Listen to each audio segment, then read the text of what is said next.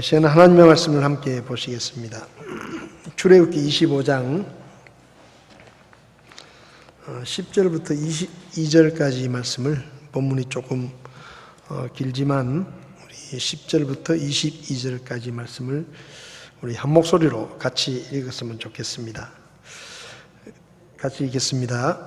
그들은 시팀나무로 궤를 만들되 그것의 길이가 2규빗 반, 너비가 1규빗 반, 높이가 1규빗 반이 되게 할지니라. 너는 순금으로 그것을 입히되 안팎으로 그것을 입히고 그것 위에 돌아가며 금태를 두르고 궤를 위에 금고리 4개를 부어 만들며 궤의 4 기퉁이에 달되 그것의 이쪽에 고리 2개 저쪽에 고리 2개를 달지니라.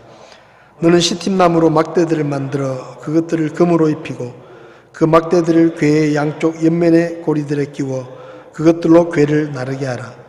또 그 막대들을 궤의 고리들에 끼워두고 거기서 빼내지 말지니라. 너는 내가 내게 줄 증언을 그 궤 속에 넣을지니라. 너는 순금으로 긍휼의 자리를 만들되 그것의 길이가 2규빗 반, 너비가 1규빗 반이 되게 할지니라. 너는 긍휼의 자리 양 끝에 금으로 그룹 2개를 만들되 두들겨서 그것들을 만들고 한 그룹은 이쪽 끝에 다른 그룹은 저쪽 끝에 만들지니라. 너희는 긍휼의 자리 양 끝에 그것의 그룹들을 만들지니라. 그룹들은 자기 날개들을 높이 펴서 그 날개들로 긍휼의 자리를 덮을 것이요 그것들의 얼굴은 서로 마주보며 그룹들의 얼굴은 긍휼의 자리를 향할지니라. 너는 긍휼의 자리를 궤 위에 두고 내가 내게 줄 증언을 궤 속에 넣을지니라. 거기서 내가 너와 만나고 긍휼의 자리 위 곧 증언 궤 위에 있는 2 그룹 사이에서 너와 대화하되 내가 이스라엘 자손을 위해 내게 명령으로 줄 모든 것에 관하여 대화하리라. 아멘. 예, 자리에 앉으시겠습니다. 잠시 기도하겠습니다. 살아계셔서 우리를 보시고 우리의 형편을 살피시며 우리의 필요를 아시고 적절한 때에 채우시는 하나님의 은혜를 하나님 앞에 감사를 드립니다. 우리 혁신교회 정 목사님 어머니께서 오랫동안 병원에 계시다가 하나님의 부르심을 받고 천국에 갈 수 있도록 주님께서 인도해 주신 것을 감사합니다. 우리 정 목사님과 그 가족들의 마음을 하나님께서 위로해 주시고 소망 가운데 새 힘을 얻을 수 있도록 하나님께서 도와주시기를 원합니다. 모든 장례 절차 가운데 주님이 영광을 받으시고 온 가족들이 하나님의 위로를 받을 수 있도록 주께서 도와주시옵소서. 참 이런 일들을 겪을 때마다 언젠가 우리도 이 땅을 떠나 하나님께로 갈 때가 있다는 것을 기억하게 하시고 세월을 아껴서 하나님 앞에 영광스러운 삶을 살 수 있도록 저희들을 늘 도와주시기를 원합니다. 오늘 저녁에도 주의 말씀을 함께 나눌 때 우리 안에 계신 성령님께서 이 말씀을 잘 깨닫게 하시고 하늘의 교훈을 배워서 순종함으로 하나님의 뜻에 합당한 삶을 살게 저희들을 도와주시고 가르쳐 주시기를 원합니다. 부족한 종을 주님께 맡기며 예수님의 이름으로 기도했습니다. 아멘.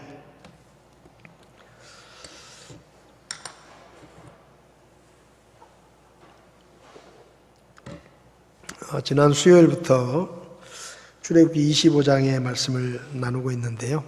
25장부터 31장까지는 하나님께서 모세에게 성막을 만들라고 말씀하시면서 그 성막과 관계된 말씀들을 주십니다. 그 성막에 어떤 물건을 만들고 또 어떤 재료로 만들고 어떤 모양으로 만들고 얼마의 크기로 만들 것인지 아주 매우 자세하게 하나님께서 이를테면 성막의 설계도를 모세에게 가르쳐 주십니다. 지난 시간에는 1절부터 9절까지 말씀을 가지고 하나님께서 왜 성막을 만들라고 하셨는가 하면 하나님께서 그분의 백성들과 함께 계시고 싶어서 성막을 만들라고 말씀하셨다라는 말씀을 드렸습니다. 하나님은 항상 우리와 함께 하기를 원하십니다. 우리와 멀리 떨어져 있기를 원치 아니하시고 우리와 가까이서 우리와 함께 지내기를 원하시기 때문에 하나님께서 이스라엘 백성들에게 너희들 집만 만들지 말고 내 집을 만들어라. 그래서 성막을 만들면 내가 그 성막에 임해서 너희와 함께 있겠다라고 말씀하신 것이죠. 성막을 만들라고 하시면서 성막을 만드는 데 필요한 각종 재료들과 금은 보석들을 하나님께 바치라고 말씀하십니다. 그리고 이스라엘 백성들에게 직접 몸으로 작업을 해서 하나님의 성막을 만들라고 이렇게 말씀을 하시죠.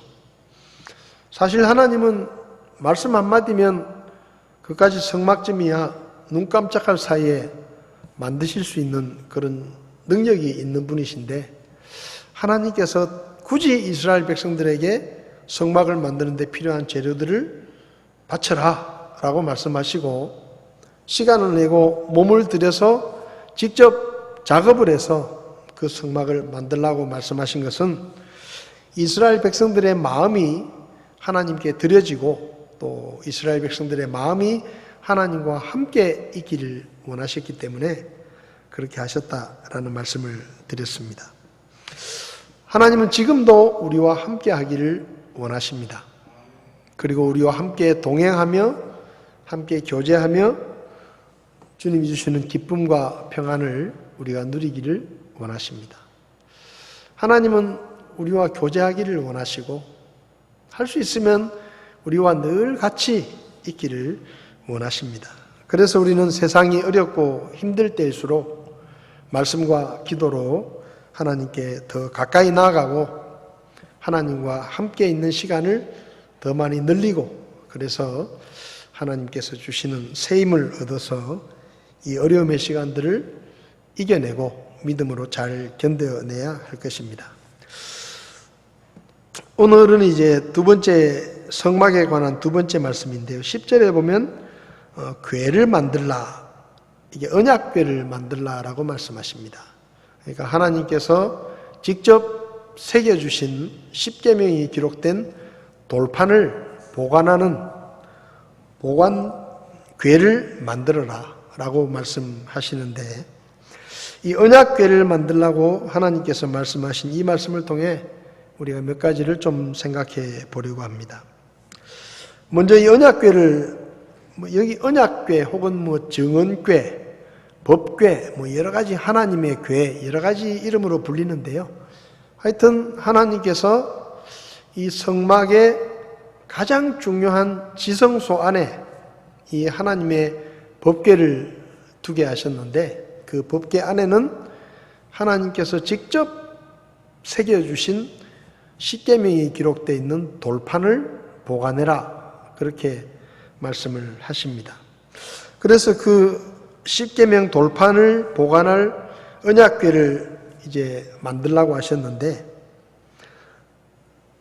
10절을 보면 시팀나무로 궤를 만들어라 라고 말씀하십니다. 시팀나무로 궤를 만들어라.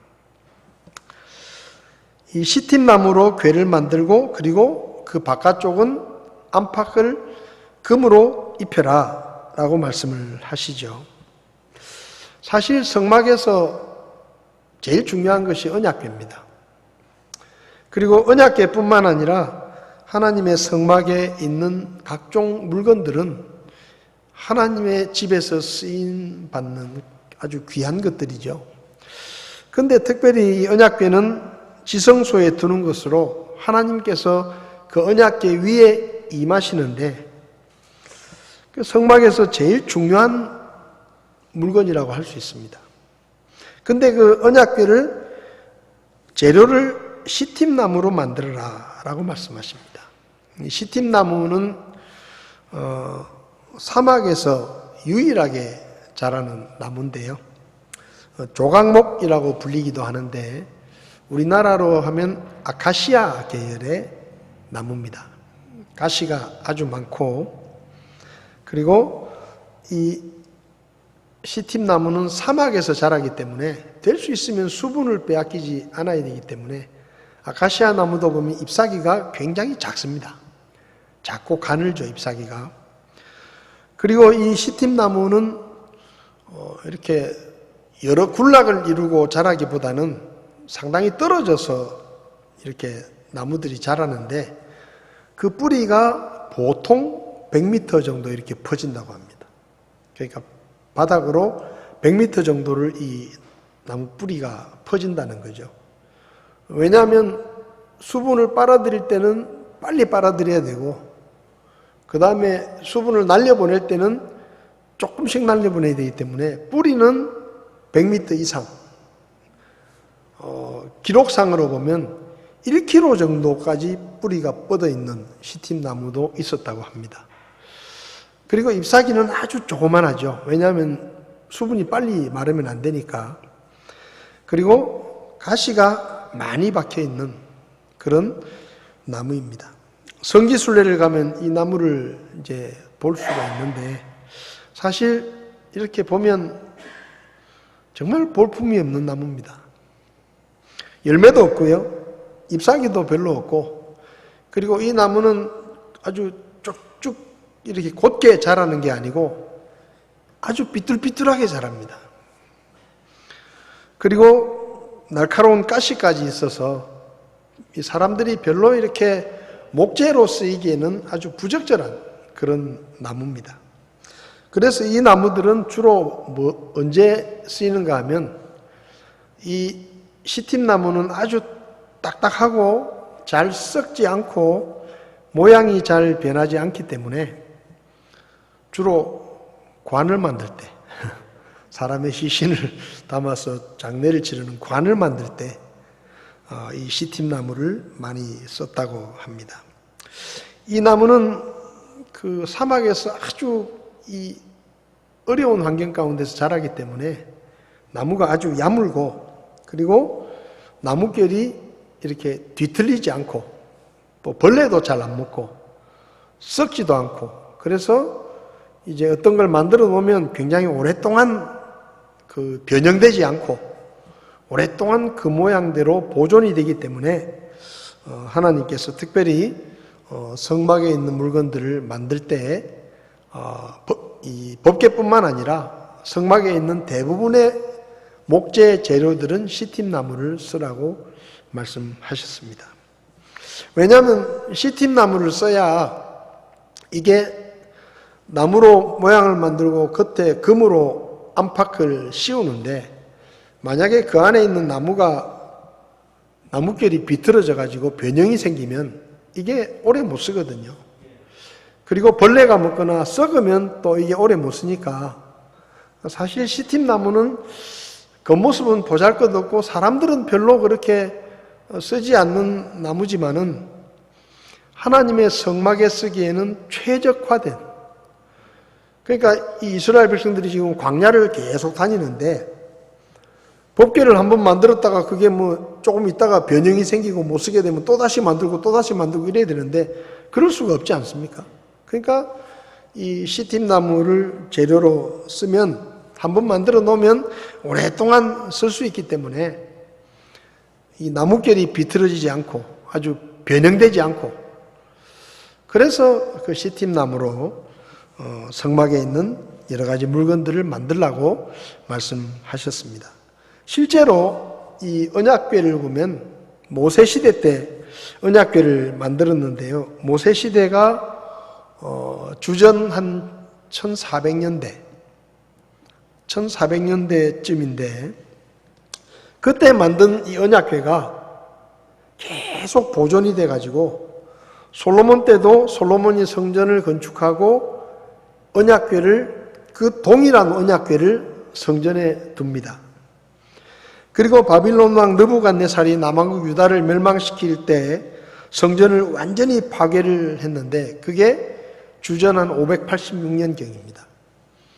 그러니까 모세 때 만든 그 하나님의 언약궤가 거의 1000년 동안 계속 사용됐다는 거예요. 그리고 이 바벨론 느부갓네살 왕이 유다를 멸망시키고 예루살렘 성전을 완전히 쑥밭을 만들고 박살을 냈는데 그 뒤로는 하나님의 언약궤가 어디로 갔는지 아무도 모릅니다.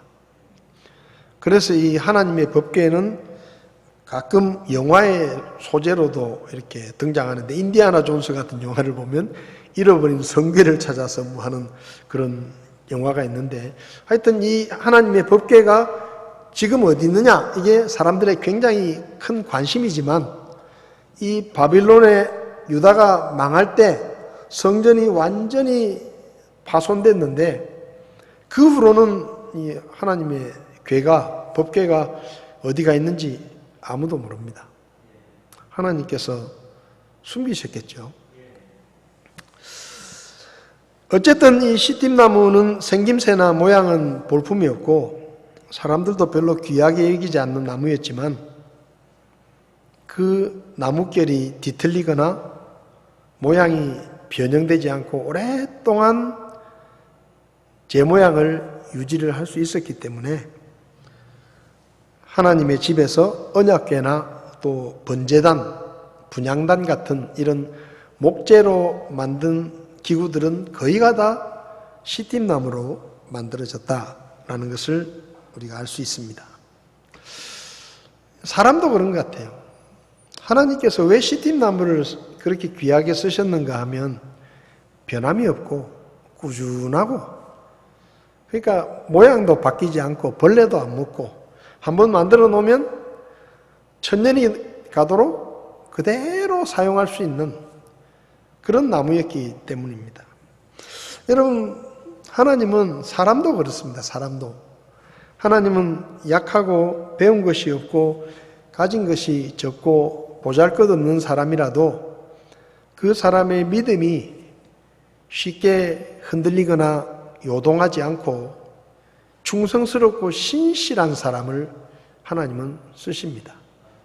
이 시팀나무처럼 세월이 지나도 그 믿음이 변치 않고 요동하지 않고 이랬다 저랬다 하지 않고 끝까지 충성스럽고 신실한 사람을 하나님은 하나님의 일에 귀하게 쓰신다 하는 것을 우리는 이 시팀나무를 통해서 배울 수가 있습니다.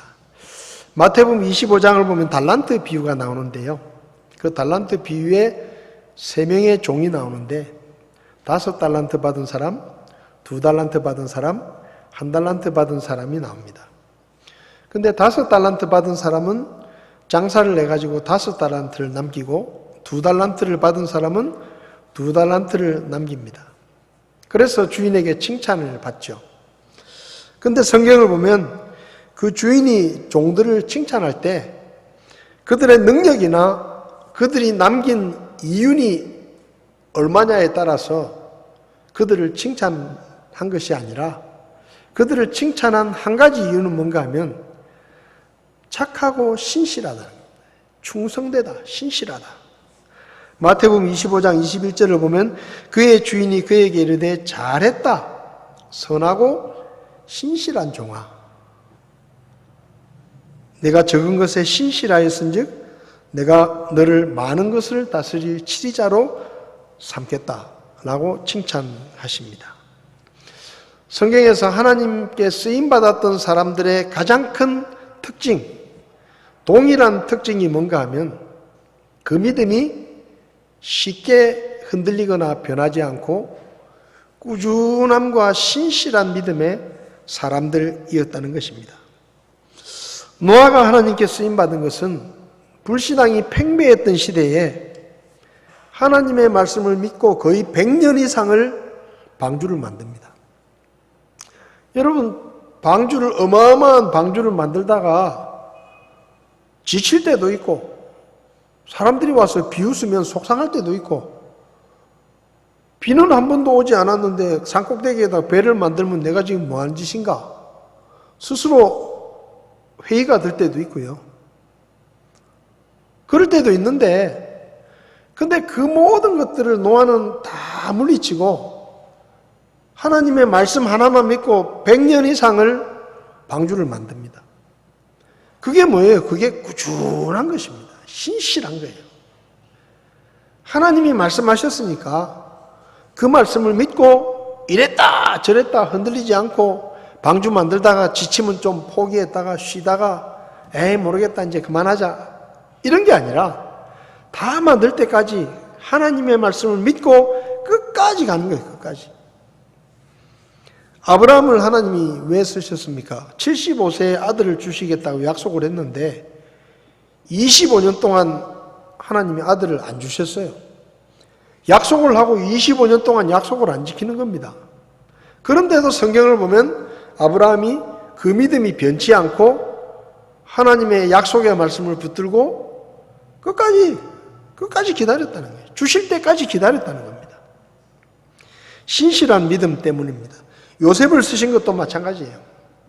요셉도 형들에게 배신을 당해서 이집트의 노예로 팔려가고 모진 고난과 고통을 당하면서도 하나님이 자기에게 보여주신 꿈을 생각하면서 언젠가 하나님께서 그 꿈을 현실로 이루어 줄 것이라는 믿음을 가지고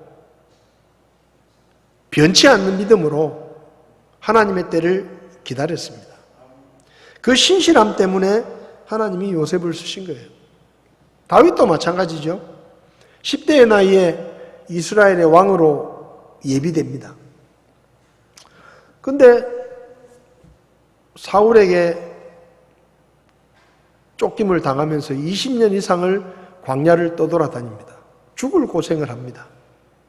그런데도 다윗의 마음속에는 하나님께서 약속하셨으니까 언젠가 그 일을 이루어 주실 것이다 라는 그 믿음이 흔들리지 않고 신실하게 기다리니까 때가 되어서 하나님께서 그를 왕으로 세우시고 그를 이스라엘의 위대한 지도자로 쓰신 것입니다. 신약 성경에서 사도 바울도 마찬가지죠. 사도 바울도 말할 수 없는 고난을 겪고 죽을 뻔한 고생을 하고 수도 없이 감옥에 갇히고 매를 맞고 그러면서도 죽을 때까지 변함없이 하나님이 맡기신 사명에 신실하게 그 사명의 길을 걸어갑니다. 그래서 하나님이 사도 바울을 놀랍게 쓰신 겁니다. 여러분, 우리는 생각하기를 좀 배운 것도 있고 가진 것도 좀 있고 세상에서 좀 인정을 받고 똑똑하고 좀 쓸만한 사람을 하나님이 쓰시지 않겠나 그렇게 생각하지만 사실 하나님은 그런 사람을 쓰시는 게 아니라 신실한 믿음의 사람을 쓰십니다. 그 믿음이 흔들리지 않고 시팀나무처럼 변형되지 않고 벌레 먹지 않고 이리저리 요동하지 않고 끝까지 동일한 믿음으로 하나님을 신뢰하는 그런 신실한 믿음의 사람들을 하나님은 쓰십니다. 고린도전서 1장을 보면 사도 바울이 고린도 교회 성도들에게 이렇게 말하죠. 형제들아 너희를 부르신 것을 너희가 보아라. 너희 중에 지혜 있는 자가 얼마나 되냐. 세상에서 귀한 자들이 없다. 하나님께서 지혜로운 자들을 당황하게 하려고 세상에 어리석은 것들을 택하시고 강한 것들을 당황하게 하시려고 세상에 약한 것들을 택하시고 그러니까 하나님께서 어리석은 것들, 약한 것들, 천한 것들, 멸시받는 것들을 택하시는데 그럼 이들을 왜 택하느냐? 그 믿음을 보시고 선택하시는 거예요. 여러분, 저와 여러분들이 세상 사람들의 눈에는 뭐 그렇게 대단한 사람이 아닐 수도 있습니다.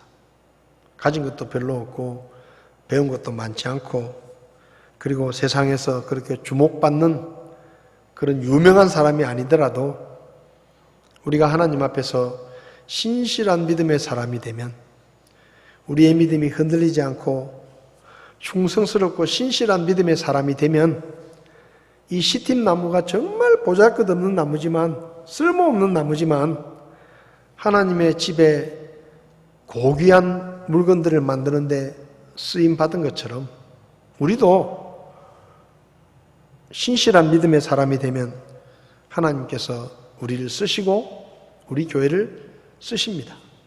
그래서 저와 여러분들이 신실한 믿음의 사람, 견고한 믿음의 사람이 되어야 됩니다. 고린도전서 15장 58절에 보면 사도 바울이 말하죠.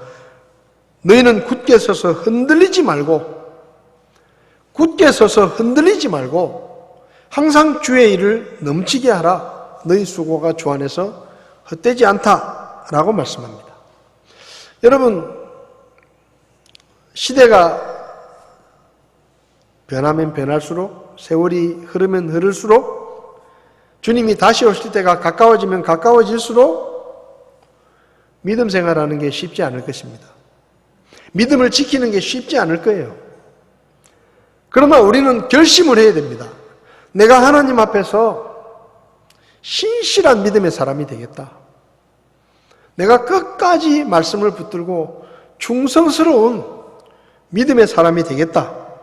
그런 결심을 하고 우리가 하나님의 말씀을 믿는 믿음을 변치 않을 때 하나님께서 우리를 쓰시고 우리 교회를 쓰실 것입니다. 우리 교회가 참된 복음과 성경적인 교리를 지키고 그 하나님의 말씀에 기초한 교리에 굳게 서서 흔들리지 않고 이단과 사이비들의 거짓 교훈에 요동하지 않고 우리가 믿음 안에 굳게 서 있으면 하나님께서 그분의 일을 이루실 때에 우리를 쓰실 것입니다.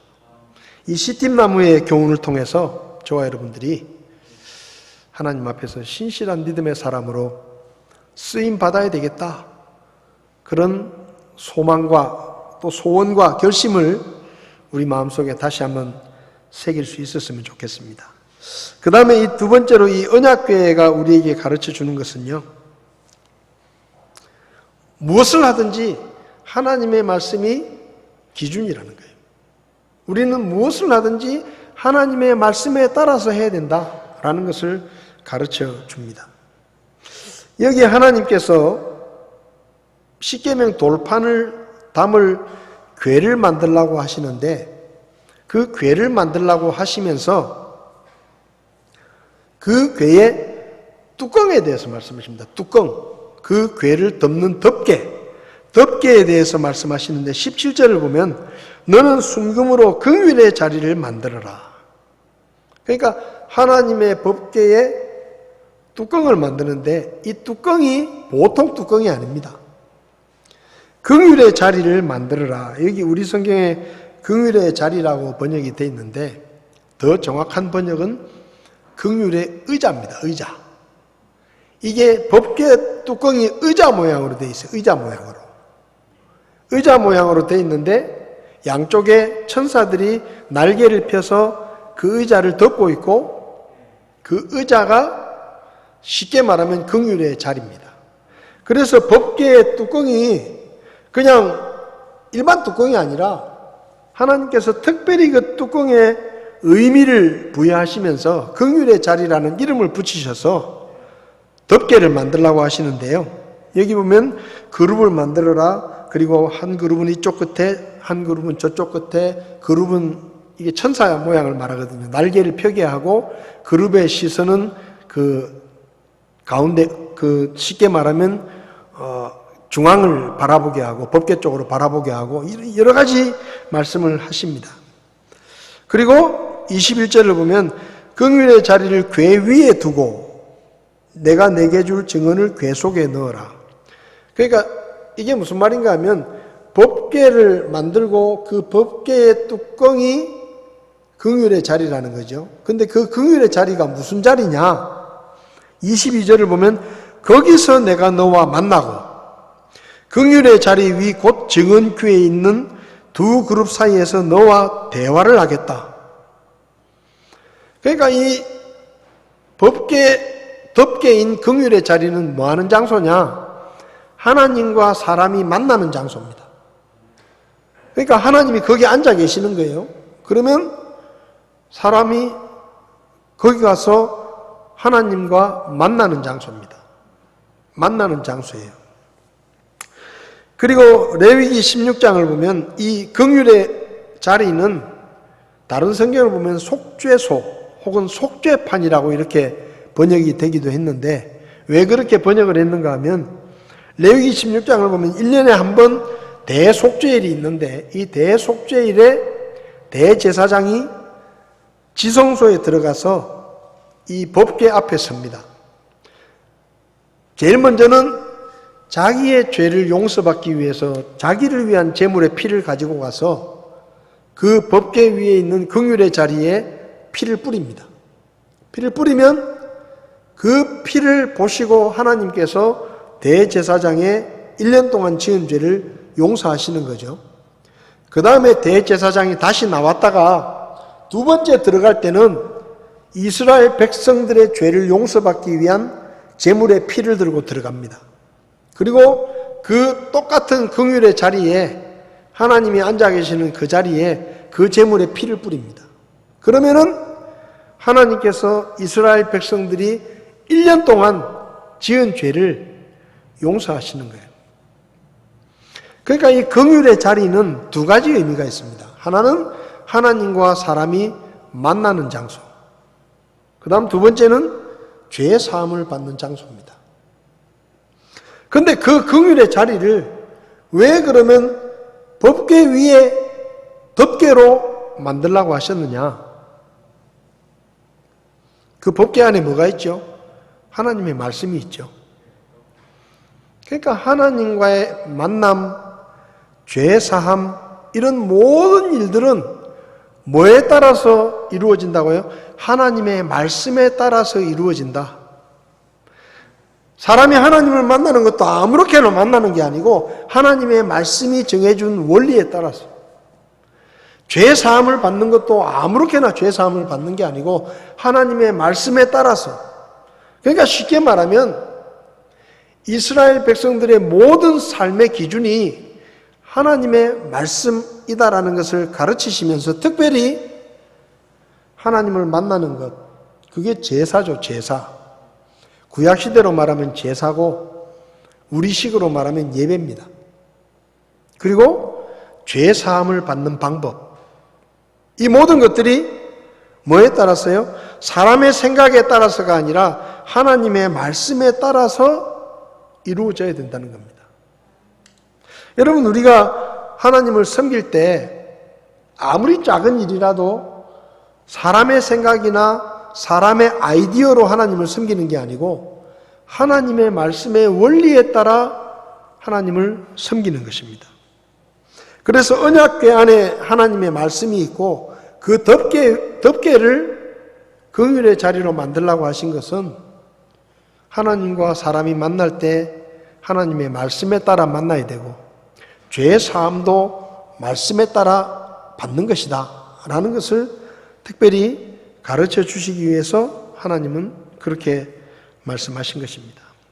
여러분, 성막을 만들 때도 하나님께서 일일이, 심지어 불을 피워놓는데 그 심지가 타면은 심지를 자르는 가위가 있어야 되고 그 심지를 집어서 버리는 집게가 있는데요, 그 가위, 집게까지 하나님이 어떤 모양으로, 어떤 크기로, 무슨 재료로 만들어야 된다고 다 말씀해 주십니다.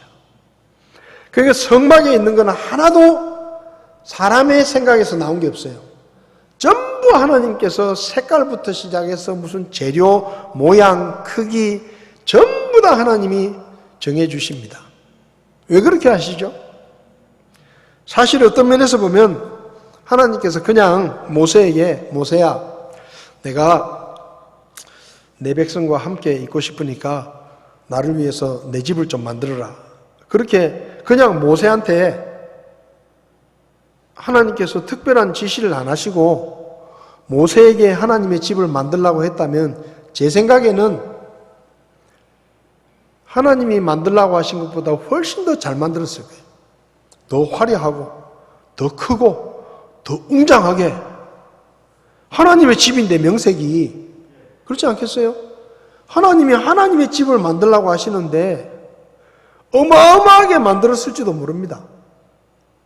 솔로몬 성전을 보면 솔로몬 자기가 사는 왕궁보다 성전이 조그만해요. 훨씬 적습니다. 근데 만약에 하나님께서 솔로몬에게 나를 위해서 내 집을 지어라 그러면 솔로몬이 자기 왕궁을 하나님의 집보다 더 크게 짓겠어요? 더 화려하고 더 크게, 더 장엄하게 하나님의 집을 지을 수도 있습니다. 근데 하나님께서 그렇게 하지 않아요. 모세에게 일일이 처음부터 끝까지 요거는 이렇게 만들고 이 크기로 만들고 이 모양으로 만들고 이 색깔로 만들고 재료는 이걸 쓰고 전부 다 그렇게 말씀하십니다. 왜요? 하나님이 진짜 원하는 게 뭡니까?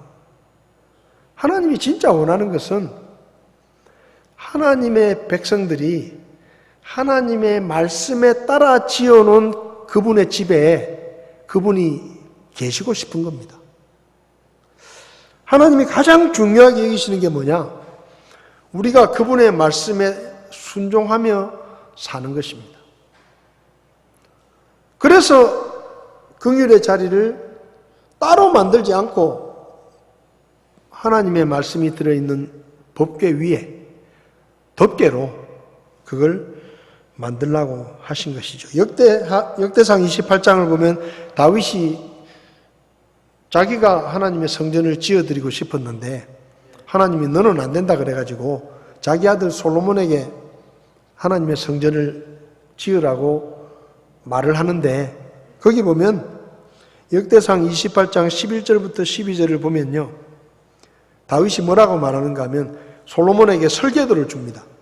성전을 지을 때 요렇게 지어라 하고 설계도를 딱 주는데 주면서 다윗이 뭐라고 말하는가 하면요.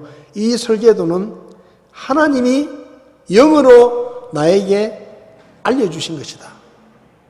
그러니까 모세가 만든 성막도 하나님이 설계도를 주셨고 솔로몬 왕이 만든 성전도 하나님이 설계도를 주셨어요.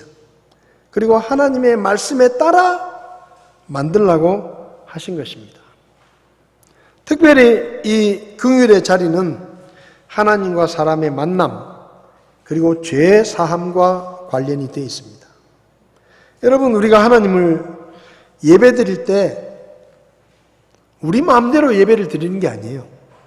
하나님의 말씀에 따라 그분이 말씀하신 대로 하나님께 예배를 드리는 겁니다. 구약시대 때 제사가 하나님과 사람이 만나는 만남이었다고 하면 신약시대 때는 예배를 통해 아버지 하나님과 만납니다. 여러분 우리 안에 성령 하나님이 계시잖아요. 그런데 우리가 예배를 드리는 것은 성령 하나님이 아닙니다. 아버지 하나님이에요. 그럼 아버지 하나님은 어디 계시냐? 하늘에 계시죠. 그래서 우리가 아버지 하나님께 예배를 드리는 이 예배를 통해서 우리가 아버지 하나님을 만나는 겁니다. 아버지 하나님을 만나는 거예요. 근데 요한복음 4장을 보면 사마리아 여자가 어디서 예배를 드려야 됩니까? 라고 물었을 때 예수님께서 어디서 예배 드리는 건 중요하지 않다. 구약시대 때는 어디서 예배를 드리는가가 굉장히 중요했어요. 성전에 와서 예배를 드려야 돼요. 근데 예수님께서 어디서 예배 드리는지 하나도 안 중요하다. 그럼 뭐가 중요하냐? 영과 진리로 예배하는 것이 중요하다. 하나님께서는 영과 진리로 예배하는 자들을 찾으신다 라고 말씀하십니다. 여러분 하나님은 영이시기 때문에 사람의 방법과 사람의 노력으로 예배를 드리면 그분이 받지 않으십니다. 하나님은 영이시기 때문에 영적인 예배를 받으시는데 그럼 우리가 영과 진리로 예배를 드린다고 할 때 영은 뭐냐? 성령 하나님을 말합니다. 그러니까 우리가 성령님의 인도하심에 따라서 하나님을 예배해야 하는 것이죠. 그래서 한마디로 말하면 신약시대 때 예배는 누가 드리는 예배인가 하면 구원받은 성도가 드리는 예배입니다.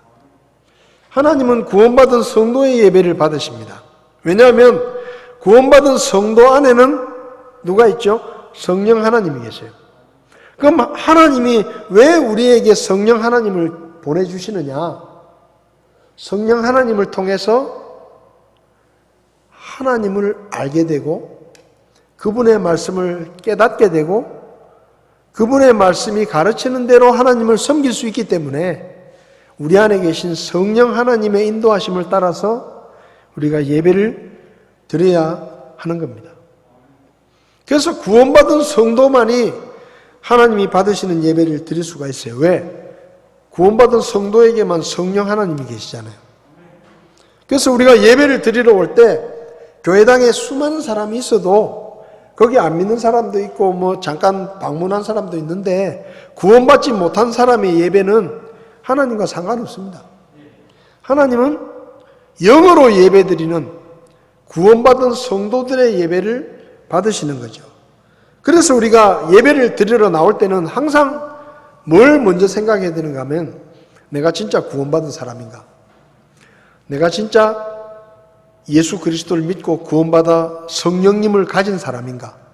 왜냐하면 예배는 내 마음대로 드리는 게 아니고 내 안에 계신 성령님께서 인도하시는 대로 성령님께서 가르치시는 대로 예배를 드려야 되는데 성령님이 안 계신 사람은 인간적인 모습으로 예배를 드리는 거예요. 그래서 구원받은 성도가 드리는 예배가 하나님이 받으시는 예배이기 때문에 우리는 예배 드리러 나올 때마다 내가 정말 구원받은 사람인가 하는 것을 스스로 점검해 봐야 되고 그리고 내가 구원받은 것에 감사하는 마음으로 하나님 앞에 예배 드리러 나와야 됩니다. 그래야 그 예배를 하나님이 받으시는 거죠. 그래서 긍휼의 자리 내가 거기서 너희와 만나고 내가 거기서 너와 대화하겠다. 그 뭐예요? 하나님의 말씀에 따라서 하나님이 사람을 만나신다는 것이죠. 그러니까 우리가 드리는 예배가 하나님의 말씀에 따라 영으로 드리는 예배가 되어야 된다. 그 다음에 진리로 예배를 드린다는 얘기는 무슨 얘기입니까? 하나님의 말씀에 따라 드린다는 거예요. 하나님의 말씀에 따라. 우리가 예배를 드릴 때 영과 진리로 예배를 드린다는 얘기는 성령님의 인도하심을 따라 하나님의 말씀에 따라서 그분이 받으시는 예배를 드려야 된다는 겁니다. 그 다음에 두 번째는 죄사함의 문제입니다. 하나님께서 왜 법궤의 덮개에 긍휼의 자리를 두시고 거기다가 피를 뿌려서 죄사함을 얻게 하셨는가 하면 사람이 죄사함을 받는 것도 하나님의 말씀에 따라 받는 것이라는 거예요. 1년에 한 번 대제사장이 그 긍휼의 자리에 하나님이 말씀하신 대로 제물의 피를 뿌려서 이스라엘 백성들의 죄를 용서받는 것입니다. 하나님이 제시하신 죄사함의 방법은 피 흘림입니다. 피 흘림이에요. 히브리서 9장 22절에 율법에 따라 거의 모든 것이 피로써 깨끗하게 되나니 피 흘림이 없은즉 사면이 없느니라. 왜 하나님의 아들이신 예수님께서 십자가에 죽으셨습니까? 피 흘림. 그 십자가에서 흘리신 하나님의 어린 양의 그 피가 우리의 죄를 씻기 때문이에요. 그래서 우리의 죄를 용서해 줄 수 있는 구원자가 되려고 하면 피를 흘려야 됩니다. 근데 요즘 가짜 구원자들이 많죠. 가짜 구원자들의 특징이 뭡니까? 우리를 위해서 피 한 방울도 흘리지 않고 돈만 빼가요. 우리를 위해서 피 한 방울도 흘리지 않으면서 우리 주머니에 돈만 빼가지고 지 혼자 잘 먹고 잘 살아요. 여러분, 우리의 구원자가 되려고 하면 우리의 죄를 대신해서 피를 흘려야 돼요. 피. 예수님께서 왜 십자가에 달리셔서 그렇게 비참하게 죽으셨습니까? 피를 흘려야 되는 거예요. 피를 흘려야. 그 십자가에서 피를 흘려야 그 피로 죄인들의 죄를 씻는 겁니다. 그래서 여러분, 성경이 가르치는 죄 사함의 방법은 피 흘림이에요. 구약시대 때는 제물이 대신 죽어서 피를 흘림으로 죄를 지은 사람들의 죄를 용서받았습니다. 신약시대 때는 예수님께서 직접 하나님의 어린 양으로 오셔서 십자가에서 피를 흘리심으로 그 피의 공로로 우리가 예수님을 믿을 때 왜 우리가 우리 죄를 용서받는가 하면 그 피의 공로를 힘입어서 우리의 죄를 씻는 거예요. 그래서 예수님을 믿을 때에 그 십자가의 보혈의 공로가 우리의 죄를 깨끗하게 씻어내는 것입니다. 그래서 여러분, 사람이 어떻게 죄를 용서받을 수 있느냐? 피 흘림을 통해서 죄를 용서받습니다. 예수님께서 흘리신 십자가의 보혈의 공로를 믿음으로 그 피 흘리심으로 우리의 죄를 깨끗하게 씻으시는 것입니다. 그게 성경이 가르치는 유일한 죄 사함을 받는 방법이에요. 왜 긍휼의 자리가 법궤 위에 있습니까? 죄 사함을 받는 것, 하나님의 말씀에 따라 피 흘림을 통해서 그 은혜의 자리에 피가 뿌려지면 그 피 뿌림 때문에 대제사장과 이스라엘 백성들의 죄가 용서되는 것처럼 지금 이 시대에는 십자가에 못 박혀 죽으시고 부활하신 그 예수님의 피 흘리심 때문에 예수님을 믿음으로 그 보혈의 공로로 우리가 죄사함을 얻는다는 것입니다. 그래서 사도행전 4장 12절에 다른 이름을 주신 적이 없다. 여러분, 역사 속에서 죄가 없는데 우리들의 죄를 대신해서 피 흘리신 분은 예수님 한 분밖에 없습니다. 저는 이때까지 예수님 말고 누가 우리를 위해서 목숨을 내놨다는 얘기를 저는 들은 적이 없습니다. 가짜 구원자들은 아까도 말씀드렸지만 피 흘릴 생각 없어요. 우리를 위해서 눈꼽만큼도 피 흘릴 생각이 없습니다. 우리를 이용해서 부귀영화를 누리고 돈 뜯어내가지고 자기는 대골 같은 집에 살면서 자기를 따르는 사람들은 막 그냥 희생을 강요하고 헌금을 강요하고 그거 뭐예요? 가짜예요, 가짜. 예수님은 우리를 구원하시기 위해서 자기 목숨을 십자가에 내주시고 자기의 피를 다 쏟으셨습니다. 그 피 때문에 우리가 구원받는 거예요. 그 피 때문에 우리가 죄사함을 얻는 겁니다. 그래서 사도행전 13장에 이 사람을 통해 죄들의 용서가 너희에게 선포됐다 그러잖아요. 여러분은 예수님의 피로 모든 죄를 다 용서받으셨습니까? 구원의 확신이 있으십니까? 그 구원의 확신이 어디서 오죠? 여기서 오는 거예요. 우리 목사님이요, 저보고 구원받았대요. 그거 아니에요. 그거 아닙니다. 제가요, 기도원에 가서 기도를 하는데 갑자기 막 불이 내려가지고 가슴이 뜨거워지고 눈물이 흐르고 그거 아닙니다. 구원의 확신은 하나님의 말씀에서 오는 거예요. 그래서 우리는 흔들리지 않는 구원의 확신을 가지고 예수 그리스도의 피의 공로로 우리의 모든 죄가 씻겼다는 확신을 가지고 흔들리지 말고 신실한 믿음으로 충성스럽게 주님을 섬겨야 됩니다.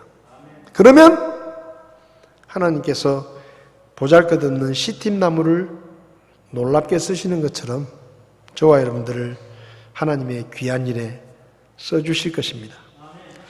우리가 신실한 믿음으로 하나님께 쓰임받고 또 크고 작은 일에 하나님의 말씀에 따라 살아가는 저와 여러분들이 다 될 수 있기를 바랍니다.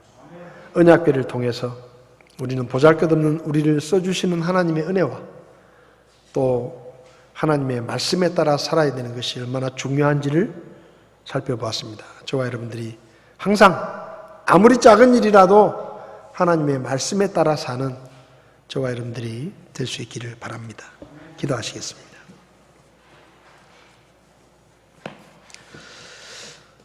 고마우신 하나님, 시팀나무처럼 쓸모없는 죄들이었는데 하나님께서 우리의 믿음을 보시고 우리를 불러주시고 우리가 하나님의 일을 할 수 있도록 이런저런 일들을 맡겨주셔서 하나님 앞에 감사를 드립니다. 주님 앞에 서는 날까지 우리의 믿음이 변치 않기를 원합니다. 하나님의 말씀에서 벗어나지 않기를 원합니다.